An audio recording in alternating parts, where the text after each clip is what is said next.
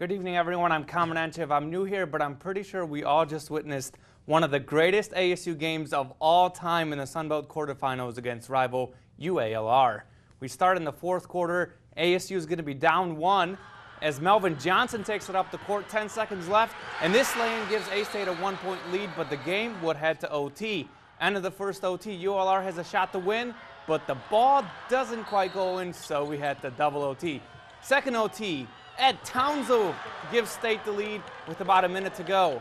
5 seconds left in the second OT, ASU up 3, and UALR ties it up with the 3 just before the buzzer. So we're headed to a third overtime. Here we go in the third OT now. UALR has a shot to win, and that one misses too. So we're headed to a fourth overtime. This game just never seemed to end. But Melvin Johnson here with the foul. He scores and one, gives ASU a 2-point lead after the free throw. And how about Ed Townsend on defense? Time running out, and he makes the game-winning block. ASU wins in 4 overtimes, 116 to 114 for John Brady's crew. This is my 5th year, you know what I'm saying? I've been to 2 schools. So, I mean, I really just want to go out my last game like that, especially when I know for a fact we can beat this team, and we was playing good. And Ed had played a hell of a game. Kendrick had played a hell of a game. And I just know how these seniors feel because I'm a senior too. So, you know what I'm saying? I just did it for them. I didn't want to go home this early.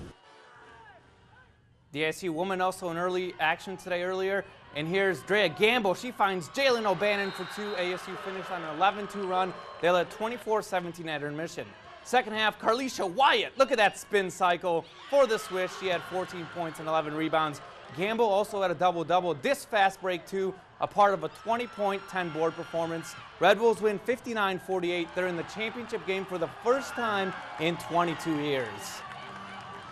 You know, Drea was typical Drea, 20 and 10. And, we've gotten accustomed, or I've gotten accustomed to the scoring part of it, but I'd like to find a better rebounding guard in the country. She's just amazing. And when we were struggling on the board, she really gave us a lift there. And then huge effort from Carlisha. Crucial. She posted up strong again, was really good on the boards. We needed it. What a day for A-State basketball. And A-State and ULR, well, they also played in baseball. Coach Raffles' crew began Sun Belt play tonight. And the big hit came in the 5th inning. 0-0 game, Dustin Jones at the plate, and he's going to get a 2-run double here, as we're going to see it in about 1 second. Here it is, right field gap. That puts ASU up 2-0. That's all the runs they need. They would go on to win 3-0. Switching gears to SEC hoops, with Arkansas's loss, there's a chance Missouri may take the Razorbacks' tournament spot if they beat Florida today. Scotty Wilbekin and the Gators are ranked number 1. First half, Jordan Clarkson is going to get stuck for a second, and then he gets unstuck. Beautiful pass to Ryan Rosberg for the jam. That ties the game at halftime, 29-all, but the second half was all Florida. Scotty Wilbekin, look at this, saves the inbounds pass, steals it, and then in the corner, he got it. He would make 5 threes today. The Gators outscored the Tigers by 23 the second half to win 72-49. Mizzou's loss is good news for Arkansas fans. We will find out Sunday whether the Hogs will be dancing. The high school hoops state championships, we start with 5A as Forest City took on Jacksonville. First quarter, Robert Glasper makes a 3 for Forest City. Later on, some great ball movement. Then look at Trey Thompson. Look at this spin move. The big guy scores down low. The Mustangs win their first ever boys state title, 69-60. To the 3A girls final, the Lady Wildcats are looking for their first state title since 2004. Some good ball movement here for Harding, and Haley Smith hits the 3 to put the Lady Wildcats up 5-0. Then Anna Lowry is going to make a 3 of her own. She had an early 8 points, but Harding loses 47-38.